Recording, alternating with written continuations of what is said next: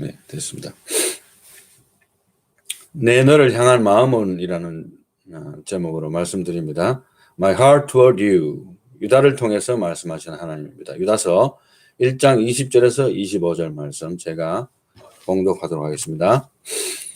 사랑하는 자들아, 너희는 너희의 지극히 거룩한 믿음 위에 자신을 세우며 성령으로 기도하며 하나님의 사랑 안에서 자신을 지키며 영생에 이르도록 우리 주 예수 그리스도의 긍휼을 기다리라. 어떤 의심하는 자들을 긍휼히 여기라. 또 어떤 자를 불에서 끌어내어 구원하라. 또 어떤 자를 그 육체로 더럽힌 옷까지도 미워하되 두려움으로 긍휼히 여기라. 능히 너희를 보호하사 거침이 없게 하시고 너희로 그 영광 앞에 흠이 없이 기쁨으로 서게 하시리. 곧 우리 구주 홀로 하나이신 하나님께 우리 주 예수 그리스도로 말미암아 영광과 위엄과 권력과 권세가 영원 전부터 이제와 영원토록 있을지어다. 아멘.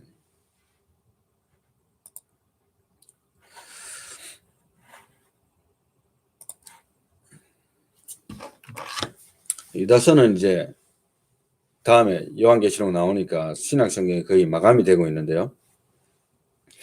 유다서의 저자는 유다서 1장 1절에 예수 그리스도의 종이요 야고보의 형제인 유다는 이렇게 표현했는데요. 우리가 대략 알기로는 예수님의 동생인 유다가 쓴 것으로 봅니다. 예수님의 동생. 당연히 가룟 유다는 아니죠.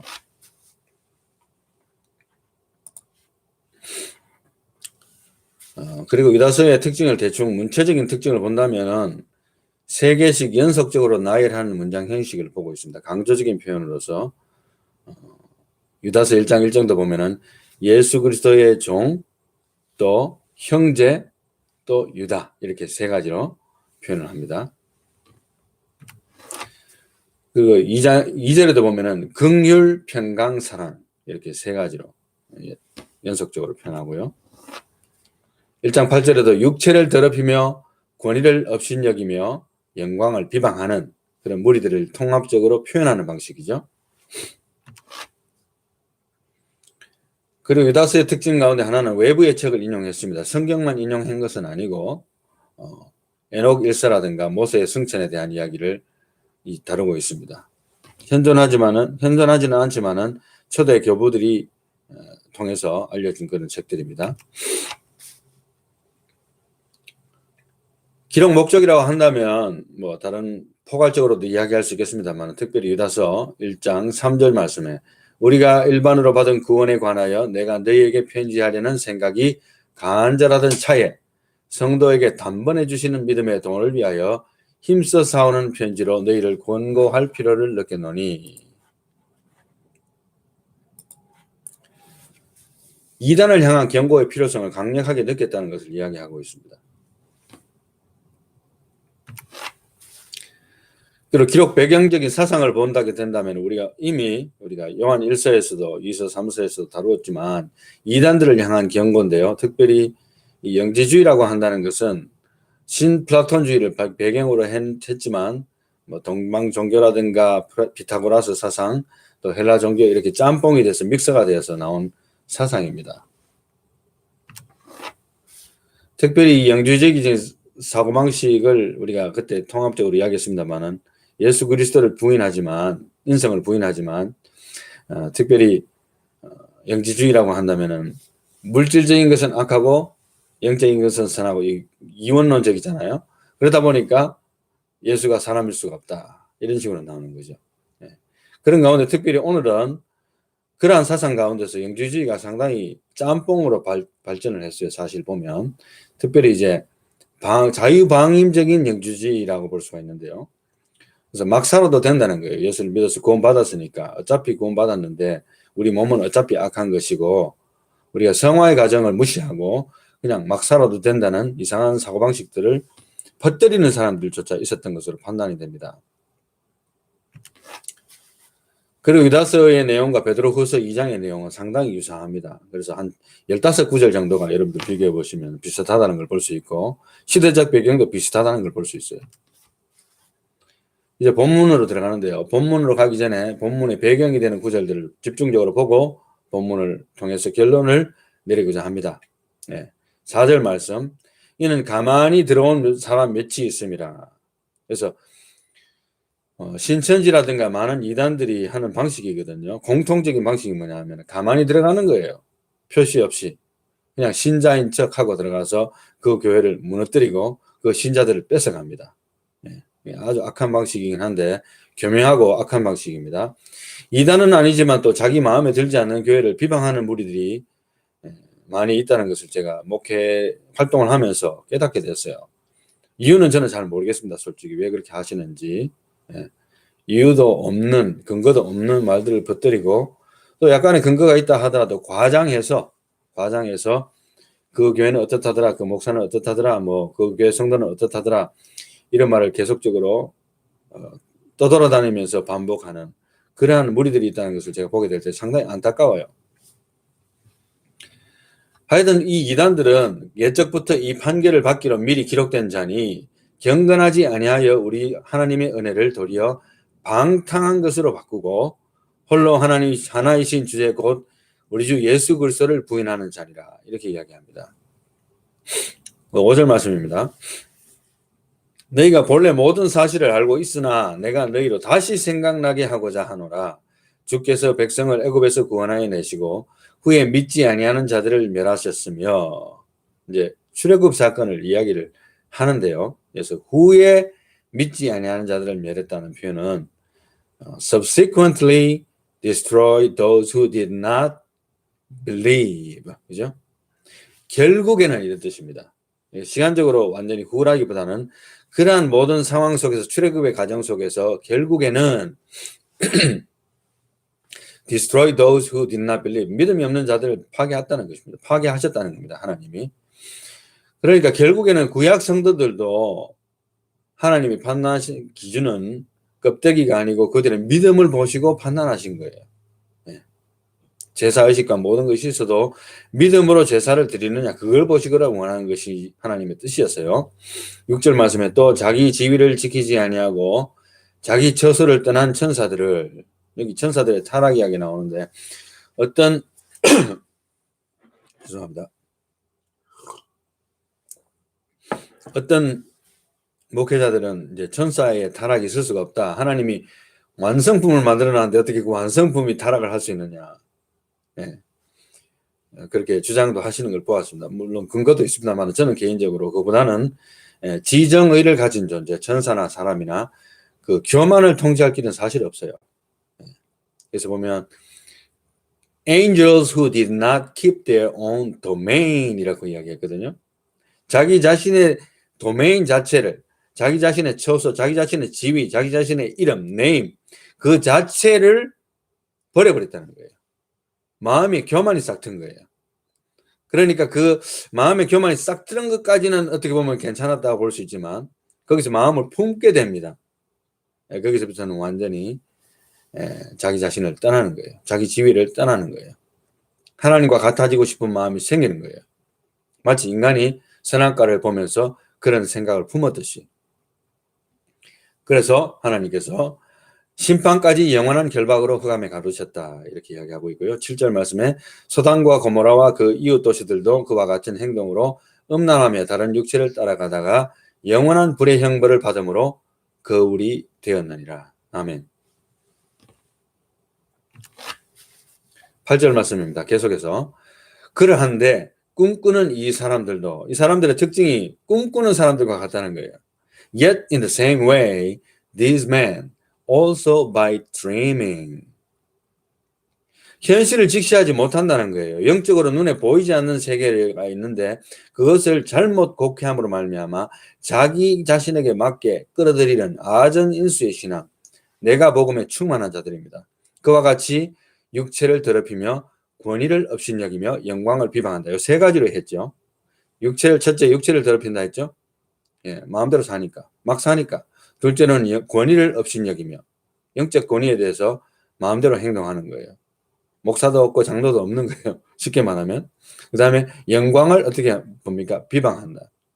영광을 비방하는 것은 하나님을 비방하지만은 하나님의 영광을 가진 자들, 성도와 또 마땅히 존경해야 될 영적인 리더들을 무시하는 것입니다. 9절 말씀.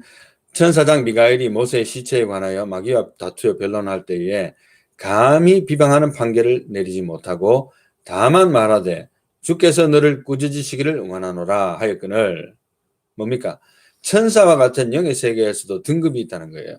그래서 천사장도 마귀, 사탄 마귀의 수계를 감히 비방하는 말은 쓰지 않았다는 거예요. 왜냐하면 등급이 세기 때문에. 그런 이야기입니다. 그 다음에 10절 말씀. 이 사람들은 무엇이든지 그 알지 못하는 것을 비방하는도다.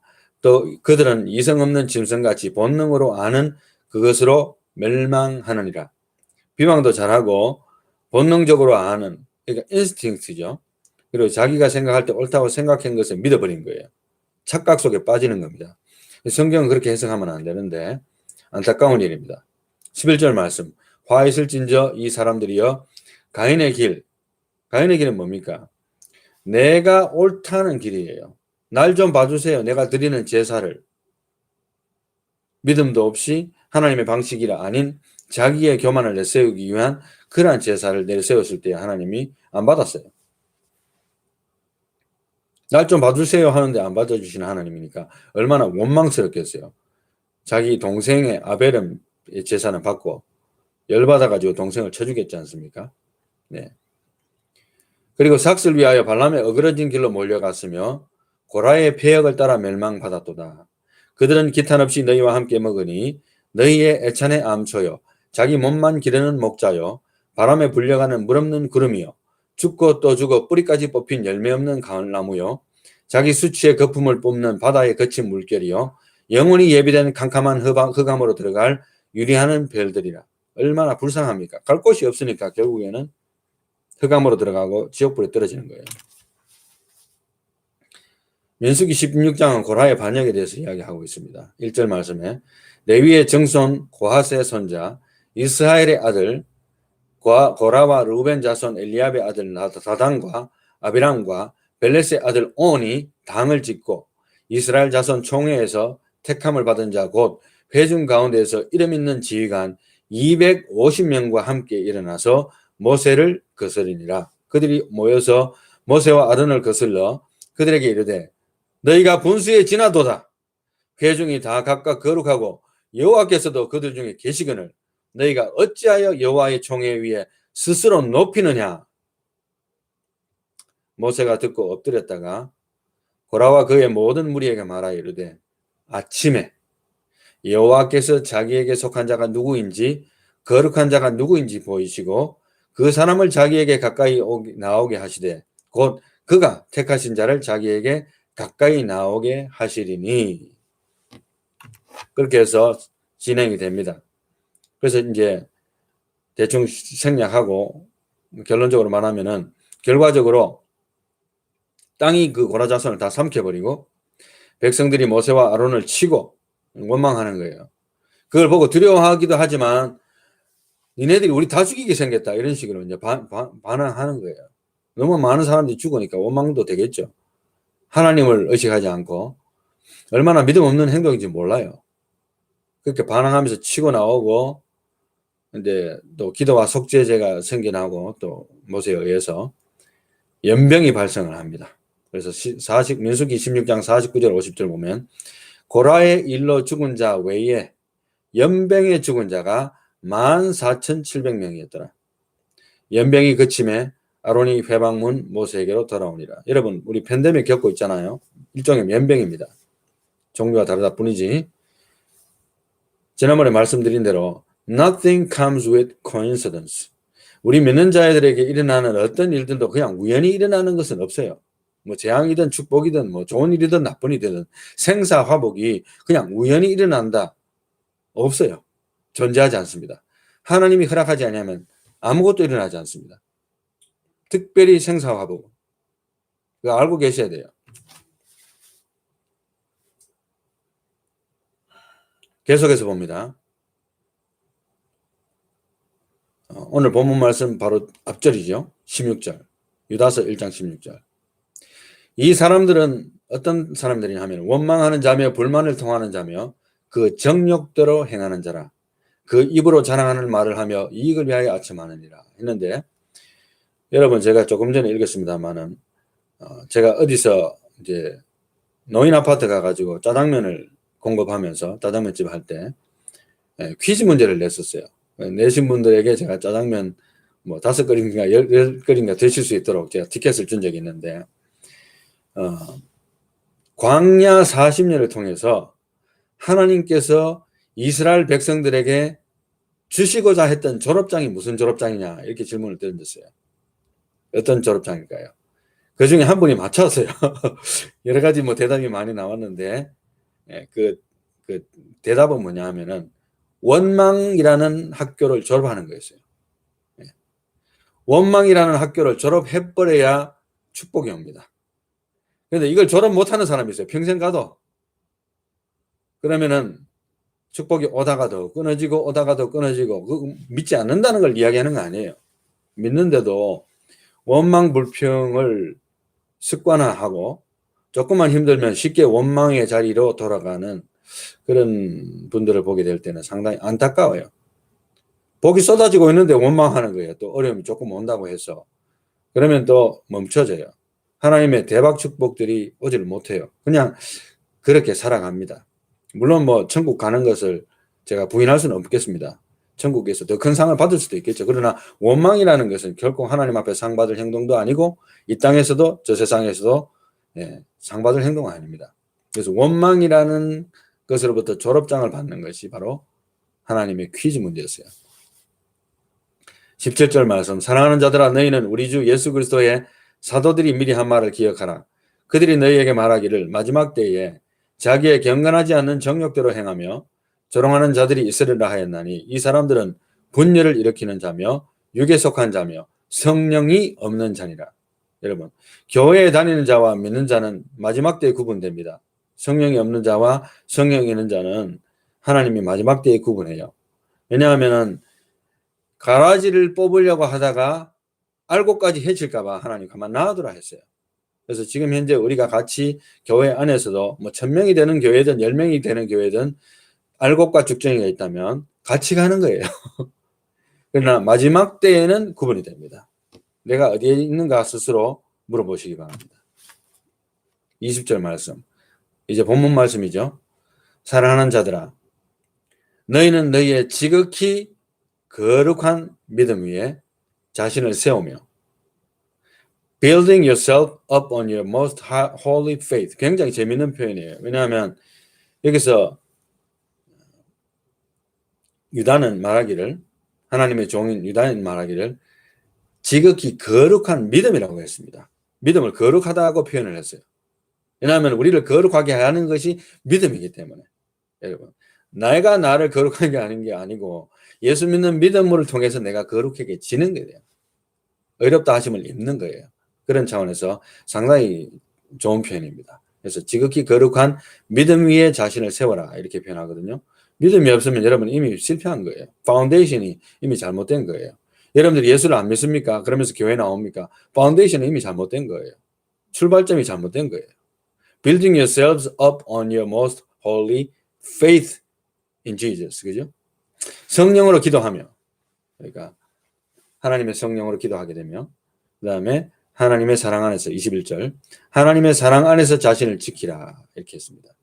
이것도 상당히 중요하다고 생각하는데 오늘 설교 제목과도 연관됩니다만 자기 자신을 지킬 수 있는 것은 하나님의 사랑밖에 없더라는 것을 깨닫게 되는 것이죠. 이런 표현들이 나온다는 것을 그에 대한 깨달음이 없이는 사실 이 한 구절들이 쓰여지기가 힘든 거라고 저는 봅니다. Keep yourselves in the love of God. 하나님의 사랑 안에서 너 자신을 지켜가라는 거예요.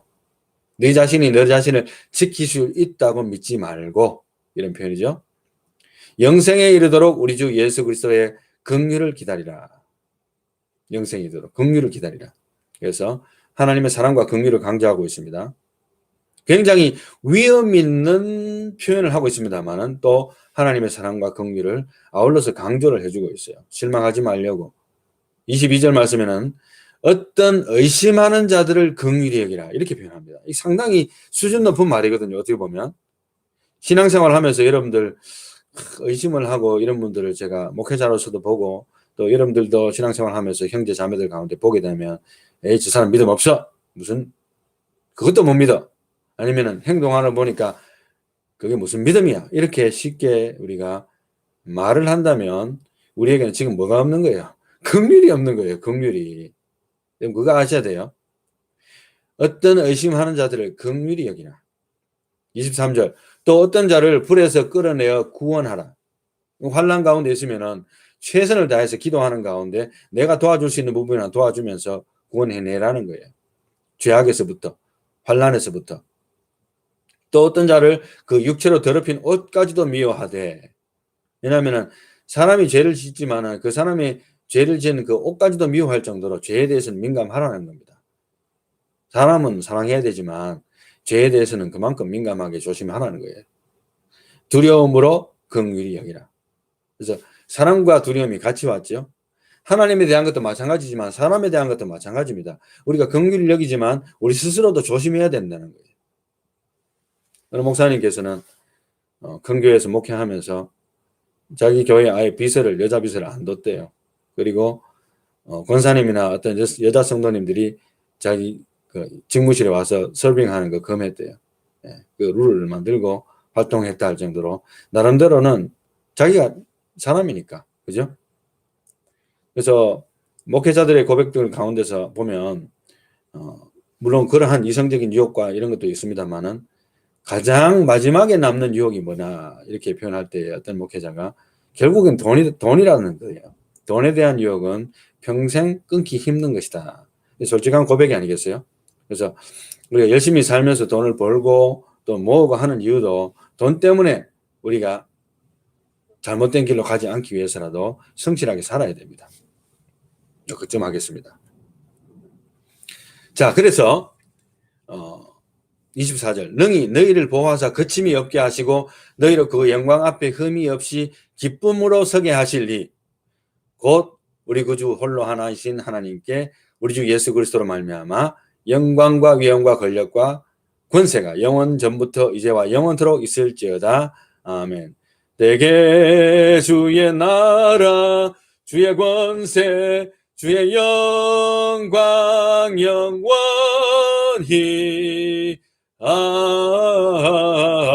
아멘. 하나님께만 영광을 돌리면서 이 서신을 끝내요. 우리를 살리시는 하나님을. 자, 이제 결론을 가기 전에 한번 짚고 넘어갈 생각이 있습니다. 예수님의 동생 우리가 야고보에서 야고보서를 보았지 않습니까? 그와 더불어서 또 믿음으로 예수님의 제자가 된 예수님의 동생인 유다. 예수님의 동생으로 평생을 살았는데도 어떻게 보면은 예수님을 왕따시켰던 동생들이었을 거예요. 스토리가 잘 나오지 않습니다.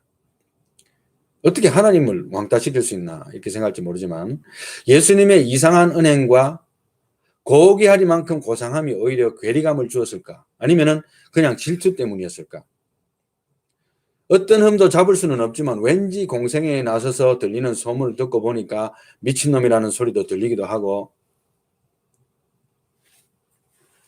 그리고 찾아갔더니만 천대하는 예수. 예수님의 형제들과 가족들이 왔습니다. 마태복음 12장에 제자들이 이야기하니까요. 누가 나의 형제여 자매여 모친이냐? 보라. 하나님의 뜻대로 하는 자가 내 형제여 자매여 모친이 아니냐? 매몰차게 냉대하던 예수가 아니었던가? 사실 유다인 나는 예수님의 동생이면서도 그가 하나님의 아들이심을 믿지 않았지 않는가? 그런 데 대한 그 어떤 죄책감과 동시에 영적인 침체가 그를 누르고 있었을 것이라고 판단돼요. 알게 모르게. 믿고 나서. 믿기 전에는 뭐 당연히 긴가민가 했기 때문에 의심만 했지 믿지 못했으리라고 판단이 됩니다. 그러나 죄책감과 동시에 영적인 침체 중에 빠져있던 그 예수님의 동생 유다에게 회복의 빛이 비추입니다.